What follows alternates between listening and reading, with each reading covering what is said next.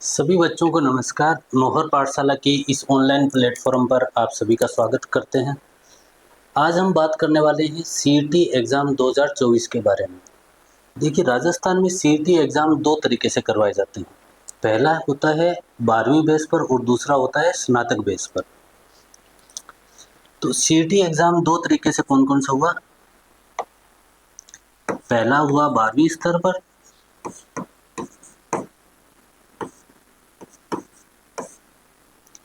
और दूसरा है स्नातक स्तर।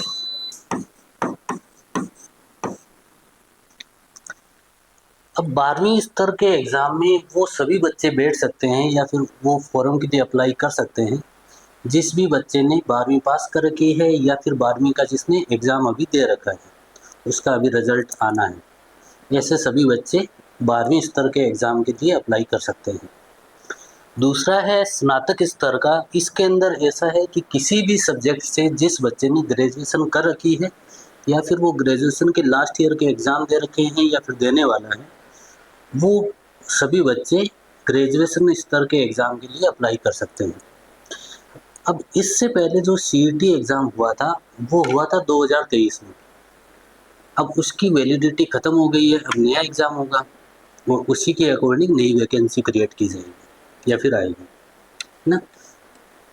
अभी ये जो सीईटी एग्ज़ाम है वो जो संस्था करवाती है वो है राजस्थान कर्मचारी चयन बोर्ड। वो संस्था है जो सीईटी का एग्ज़ाम करवाती है। तो अभी ये जो 4 तारीख निकली है, इसमें राजस्थान कर्मचारी चयन बोर्ड ने एक कैलेंडर जारी किया है। उस कैलेंडर के अकॉर्डिंग काफ़ी सारी वैकेंसी की एग्ज़ाम डेट के बारे में बताया है। उसमें से सीईटी एग्ज़ाम के बारे में भी बताया है। अभी देखते हैं।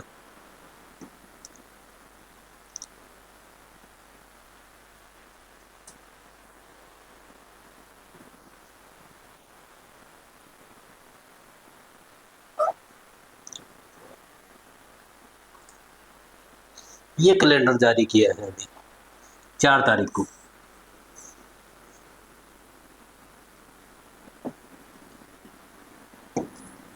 चार तारीख को ये कैलेंडर जारी किया है और किसने किया है? राजस्थान कर्मचारी चयन बोर्ड।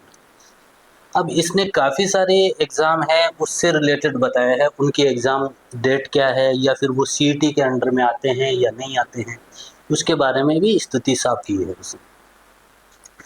अभी देखिए सीईटी का दे रखा है यहाँ पर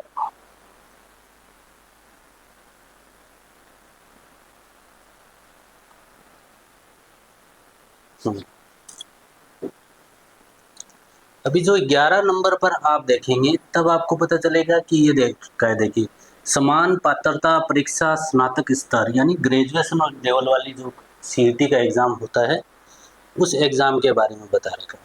और कब होगा? 25/9/2024 से 28/9/2024 तक, यानी सितंबर महीने में होना है। सितंबर महीने के आखिर दिन कब होना है? 25/9/2024 से 28/9/2024 तक। अब एक दूसरा एग्ज़ाम है जो 12वीं बेस का है, उसका देखिए 13 नंबर पर दे रखा है। समान पात्रता परीक्षा सीनियर सेकेंडरी स्तर 2024। इसकी एग्ज़ाम डेट क्या है? 23/10/2024 से 26/10/2024 के बीच में दे रखा है। अभी मैं इसको जूम कर देता हूँ।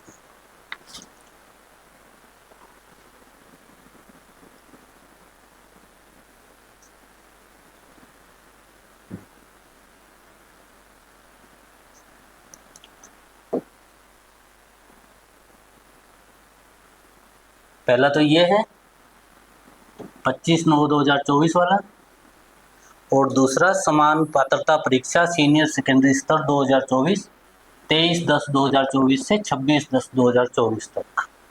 ठीक है।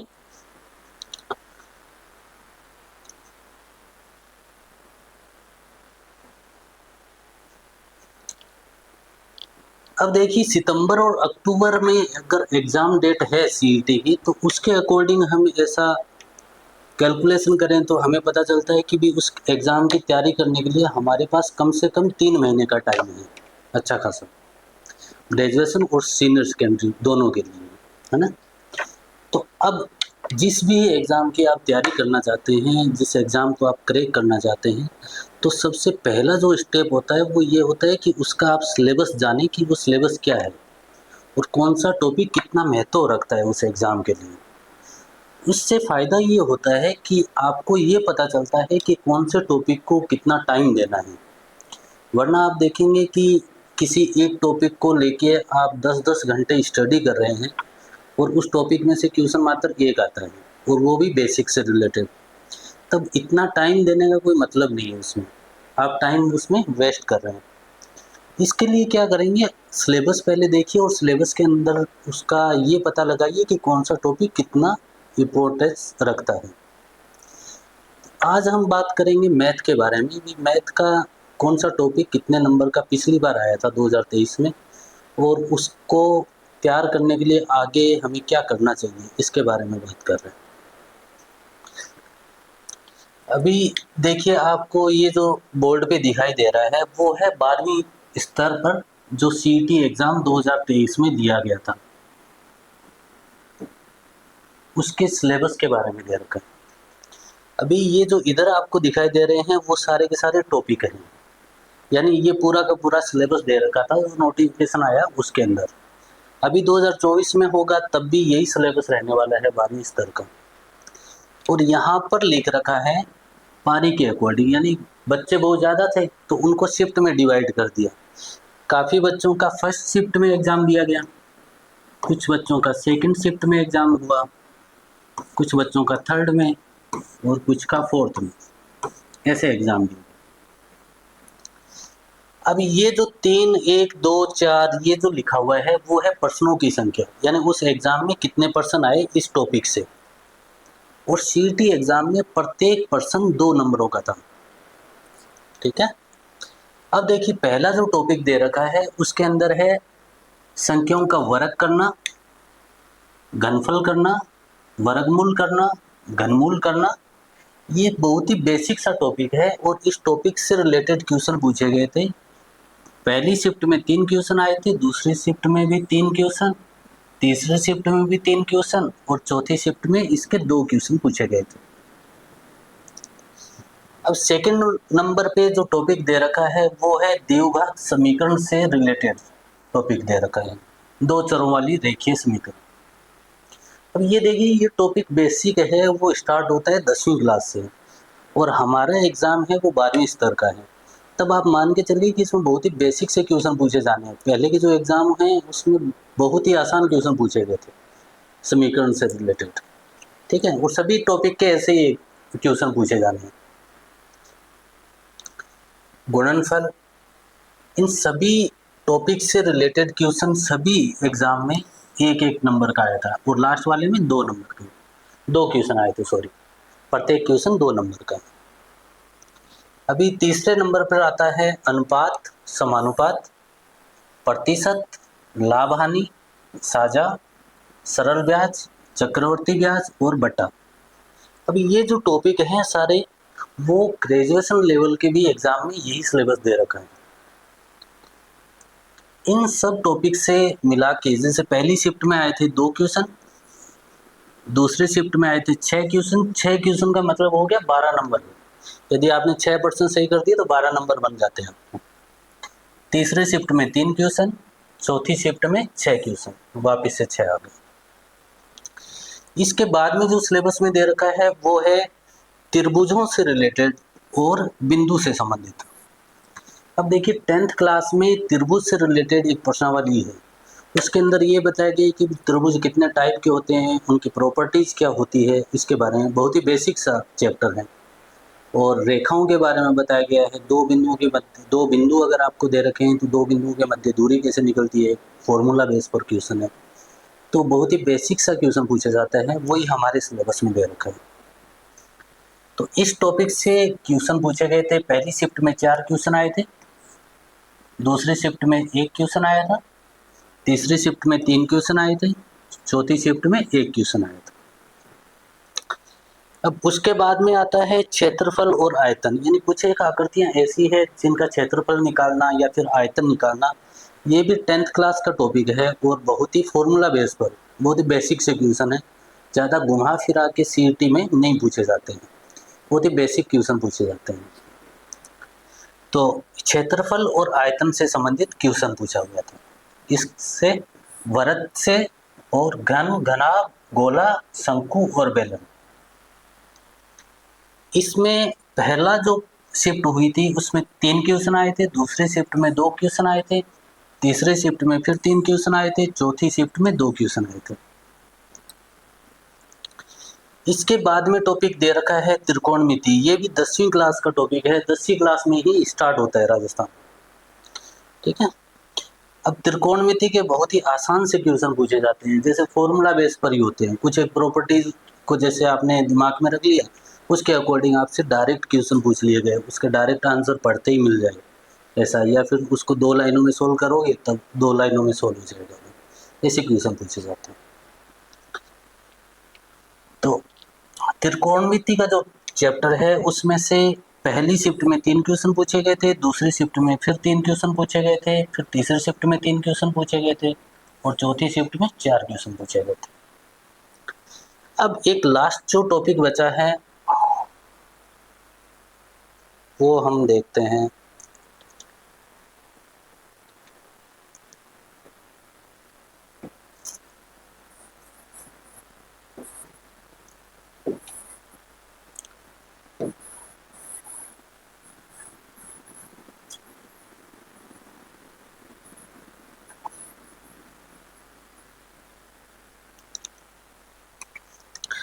लास्ट टॉपिक आपको दे रखा है आंकड़ों का चित्रों द्वारा निरूपण, केंद्रीय प्रवृत्ति के माप, माध्य विचलन, जन्म मृत्यु सांख्यिकी एवं सूचकांक।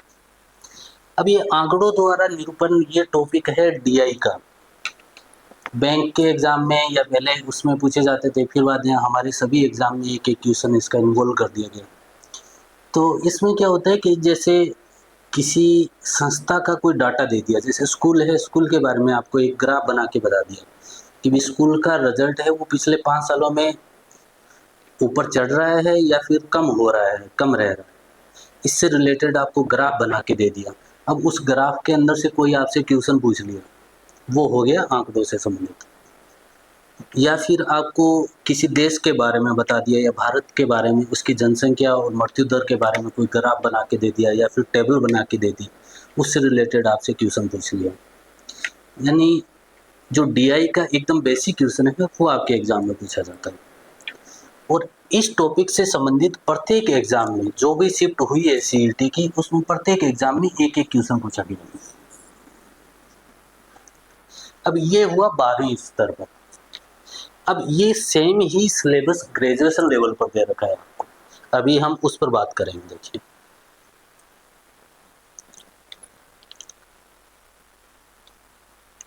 अब ये है ग्रेजुएशन लेवल का सीईटी एग्जाम।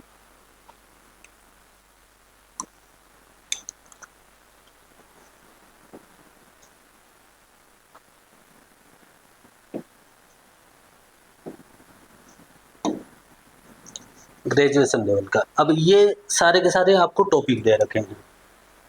अब टॉपिक के अंदर आप देखेंगे तो एवरेज भी 12th बेस वाले में दे रखा था, अनुपात भी दे रखा था, और क्षेत्रफल निकालना भी दे रखा था, और दूसरा परसेंटेज भी दे रखा था, सिंपल ब्याज और सिंपल इंटरेस्ट और कंपाउंड इंटरेस्ट भी दे रखा था, और प्रॉफिट एंड लॉस भी दे रखा था, और आयतन निकालना भी दे रखा था उसमें, है ना।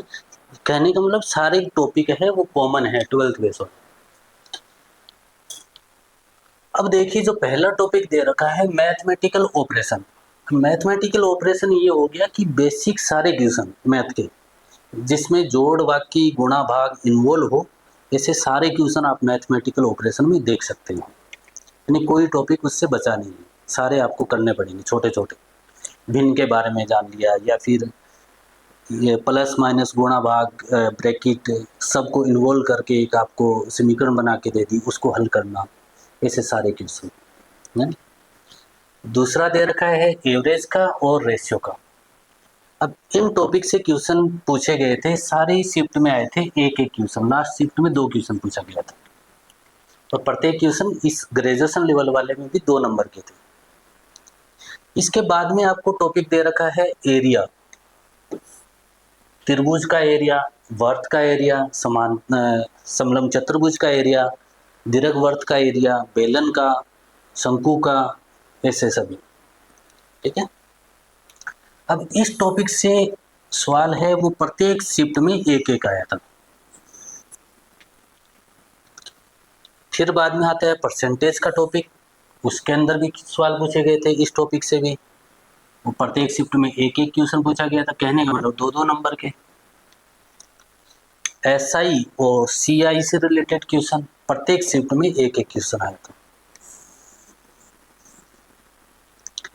इसके बाद में आता है यूनिटरी मेथड। अब ये जो यूनिटरी मेथड है वो कोई टॉपिक नहीं है। यूनिटरी मेथड मैथ के अंदर क्वेश्चन को सोल्व करने का एकमात्र कंसेप्ट है। इसको तरीका दे रखा है कि भी सवाल को यूनिटरी मेथड लगा के आप आसानी से सोल्व कर सकते हैं। अब उस क्वेश्चन में हो सकता है यूनिटरी मेथड लगे या ना लगे, वो स्टूडेंट पर डिपेंड है कि वो किस हिसाब से उसको सोल्व करना चाहता है। ठीक है, तो एक कंसेप्ट है, कंसेप्ट हम पढ़ेंगे उसके बाद। प्रॉफिट एंड लॉस ये टॉपिक है, इससे रिलेटेड भी क्वेश्चन पूछा गया था, एक एक क्वेश्चन, सारी शिफ्ट में एक एक क्वेश्चन आया था। इसके बाद में आता है एवरेज का टॉपिक। एवरेज के टॉपिक में भी एक एक क्वेश्चन पूछे गए थे सभी में। इसके बाद में अनुपात और समानुपात यहाँ भी दे रखा है और यहाँ भी दे रखा है। इस टॉपिक से रिलेटेड क्वेश्चन भी एक एक आया था। इसके बाद में दे रखा है आयतन निकालना।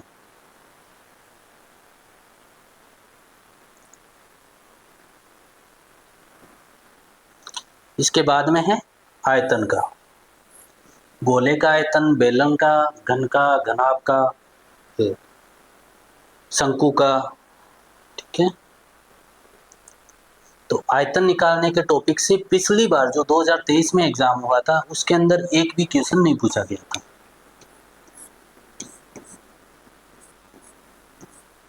ग्रेजुएशन लेवल के एग्जाम में। अब आप ये सिलेबस देख के समझ गए होंगे कि 12वीं और ग्रेजुएशन का जो एग्जाम का सिलेबस है सीईटी का, वो दोनों मैथ का सेम है। उसमें टॉपिक सारे के सारे सेम है, एक दो को आप छोड़ देंगे तो, और पढ़ाई हमें एक बार करनी है। अब ये तो हुई सिलेबस की बात। अब हम बात करते हैं कि भी किन बातों का हमें ध्यान रखना है। सबसे पहले ध्यान रखिए कि जब भी आप सीईटी की तैयारी कर रहे हैं तब आप एक अपनी रूपरेखा तैयार करिए कि भी कौन से टॉपिक को आप कितना टाइम देने वाले हैं। ऐसा मत करिए कि एक टॉपिक को लेके आप बैठ गए और उसके 10-10 घंटे की क्लासें अटेंड कर रहे हैं। ऐसा मत करिए। ऐसा करने से आपका टाइम वेस्ट होगा और दूसरे टॉपिक है वो पेंडिंग में रह जाएंगे। इससे आपका बहुत बड़ा नुकसान हो जाएगा। यानी किसी भी टॉपिक को आप टाइम दें तो वो उसके अनुसार ही दें, ज़्यादा ना दें। दूसरी बात यह है कि मैथ का सिलेबस करने के लिए सबसे पहले हमें मैथ के कुछ बेसिक बातों का ध्यान में रखना बहुत ज़रूरी है। अगर किसी को उससे रिलेटेड कोई क्वेश्चन नहीं आता है, उनको करने में दिक्कत आती है, तो सबसे पहले वो क्लियर करें। मेरा कहने का मतलब है जैसे जोड़ बाकी, गुणा भाग, या फिर भिन्न से रिलेटेड कोई प्रॉब्लम है, या फिर ऐसी काफ़ी सारी प्रॉब्लम हो गई जैसे प्लस की संख्याएं दे रखी है उसके साथ में माइनस की संख्याएं दे रखी है, तब आपसे रिजल्ट पूछा जाए कि क्या रिजल्ट आएगा, प्लस में आएगा कि माइनस में रिजल्ट आएगा। या फिर अंश और हर में कोई वैल्यू दे रखी है और बड़ा इक्वल का निशान लगा के आगे भी आपको दे रखा है, उसके बाद में आप उसमें बज्र गुणा करना पड़ रहा है, तब आपको दिक्कत आ रही है उसका आंसर निकालने में। तो ये हुई बेसिक टॉपिक, इनको करना बहुत ज़्यादा ज़रूरी है। तो आज की वीडियो में इतना ही। आगे के वीडियोस में हम देखेंगे कि दूसरे सब्जेक्ट हैं उनका सिलेबस सीईटी में क्या रहने वाला है और उसमें कौन कौन से टॉपिक हैं और कितने नंबर्स के हैं। तो आज के लिए धन्यवाद।